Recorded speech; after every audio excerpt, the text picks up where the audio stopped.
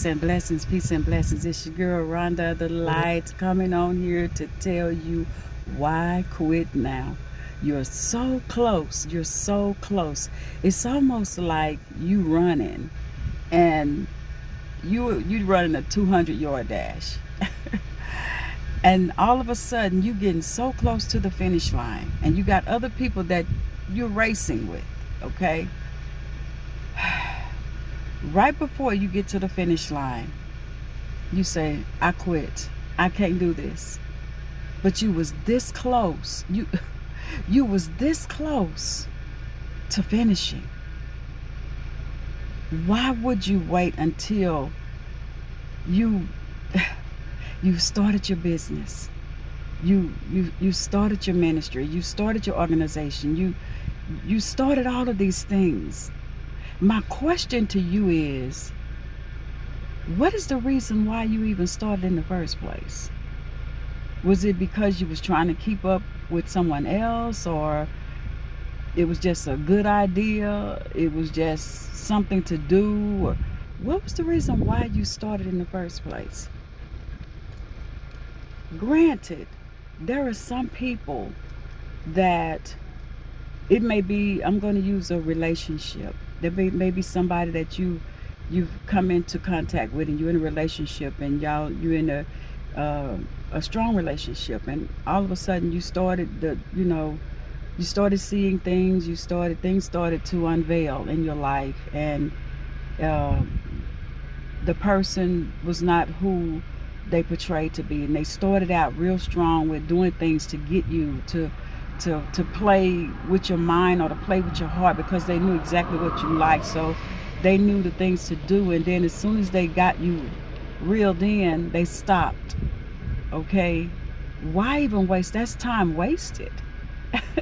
So I'm trying to help you in all angles. Been there where I've been with someone, and they started out so good. They started out so good, but it was all a trailer. Because once you start something, it's not good to start something that you don't finish.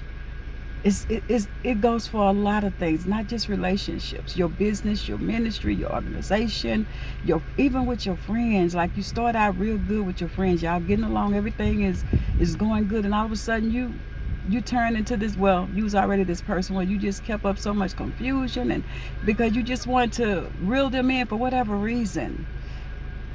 Why start something if you're not gonna finish? Put away the trailers. Just don't do it at all. Let me also help you with this. Before you get into any organization, any ministry, any business, anything, just go ahead, strategize first. Make sure that you're doing it for all the right reasons, that you are doing these things for the right reasons, because if you're doing it for the right reasons and you're doing it because you know it's in you, it's gonna last. You might have some ups and downs, you may have a few little hiccups, but for the most part it's gonna last because it's in your heart. It's in your heart. You have some people that when they get into relationships, they just want something, because 9 times out of 10 people are very fickle.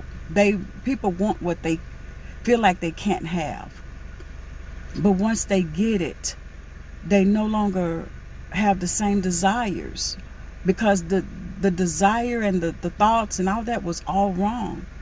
And so you make sure, as being the person on the other end that's receiving, make sure that you're not in a vulnerable place to where when something come to you, or someone come to you with a business idea, whether a relationship or whatever, that you don't find yourself jumping to everything, every door, every opportunity, every relationship. You won't find yourself jumping into it because maybe you're vulnerable at that time. I'm just talking from experience, because when you're vulnerable, you just say you're very hungry and you go into a grocery store, every little thing looks good to you. Like, you're trying to get away from the sugar, you're trying to get away from eating certain things, and all of a sudden you find yourself snacking until you get ready to eat, and then you find yourself sick because you've been trying to eat healthy, you've been trying to do all these things. So be careful when you're going into business, when you're dealing with people, and when you're getting into relationships, because when you are vulnerable, When you're vulnerable, that little appetizer that they're giving you, or those little trailers that they're playing to you, that's it. Or a person come in your life and they're doing all the right things in your organization, in your ministry, in your business, as a friend, as whatever. They'll play that trailer because they see, I've been through all of that. I don't talk about anything that I have not experienced or been through. You grow through, and when you don't grow through, you will take that test again until you pass it. I'm not into I'm not into taking no more tests. Okay? The thing is, make sure you don't go to the grocery store when you are starving. Eat something healthy before you go to the store. That way you won't pick up anything. I'm telling you, I know all too well. Been there, done that, and I'll be back. Are you leaving people worse off than you found them? You know, that's why it's not good to always go into a job or a business or organization or a relationship, and you already know that these people are struggling. You already know that they're going through stuff. You already know that this person just got out of something crazy, and then you come in and you make a whole mess. Why not just sit down until you get free, until you know what you want, until you desire, until your desires become right? Then you pursue those things that you need to pursue. Until then, stop making a mess. Stop just choosing things because it looks good for the moment. Some people just want things because they know everybody else want it. Have you ever seen that? Have you ever been around? So I've been in relationships where the person they just wasn't right. They knew that they wasn't giving their best and doing their best. They knew that. Okay? Anytime, you should never have to tell anybody how to treat you when you are giving them your best, because you're showing them. You should not have to tell people that work for you how you desire things when they watching you, how you work and how you move. You should never have to tell a friend how to treat you when you're treating that friend with the utmost respect and you're not mishandling them. You shouldn't have to tell anybody anything when you are giving them your best. When you're giving someone your best, you're telling them how you want to be treated.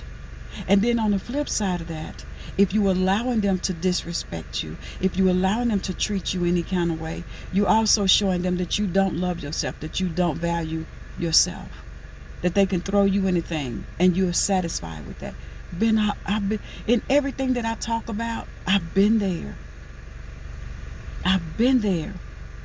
And at the same time, you have to ask yourself, what did you learn from all of that? If you didn't learn anything, you're going to take that test over and over till you get it. When you start loving yourself and appreciating yourself and doing, they'll know. You can't come to me any kind of way. You can't throw me anything and I'm going to accept that. We're not doing that. You're not going to come in my organization doing what you want to do, saying what you want to say, acting. We're not doing that here. You're not going to come up in my business and use my product and say, hey, we changing the prices. This is the price. No, we're not doing that here. Okay? More times, people mirror you back to you. So what are you mirroring? Let them know straight off the muzzle. It ain't happening. It's not happening. If you are a person that you've been in and out of relationships, you've been in and out of organizations, ministries, jobs, friendships, or whatever it is, get a mirror and look at yourself and speak to you instead of turning the mirror around to the other person. Get the mirror and ask yourself, what is it that I am not doing? Or what is it that I'm doing that is constantly, it's like a pattern that every time I get certain things that's good, I mess it up. Or every time I get a good job, I mess over it. Or every time I get a good man or woman, I mess over it. Or every time I get into a good ministry, I go in there and I keep up a lot of confusion. Or every time I get into an organization, I make a mess. Or every time I get into friendships, I can't stop gossiping. I can't stop being messy. I just can't stop. I just can't seem to help myself. At some point, you have to get a mirror and say, what is it? What's wrong?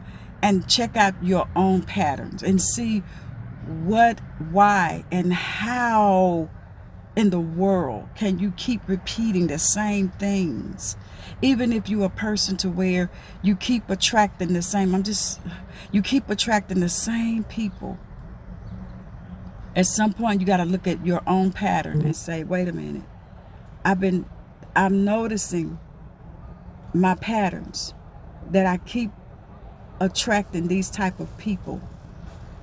What kind of pattern, or what am I showing? What am I mirroring that's drawing this? What am I mirroring? At some point you have to become self-aware and look at yourself and see, what is it about you? What are you doing? At some point you have to turn that mirror around and stop blaming everybody and start asking yourself, what is it that I can do different in my life?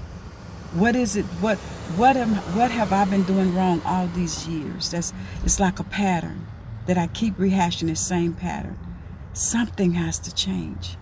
Something has to change. As you see, time is changing. People are getting older. Things are happening. It's time to make that shift. Make a positive shift in your life. And when you go into a person's life, stop. Put away your trailers. Put away all that play stuff. It's time to do better. It's time to do better.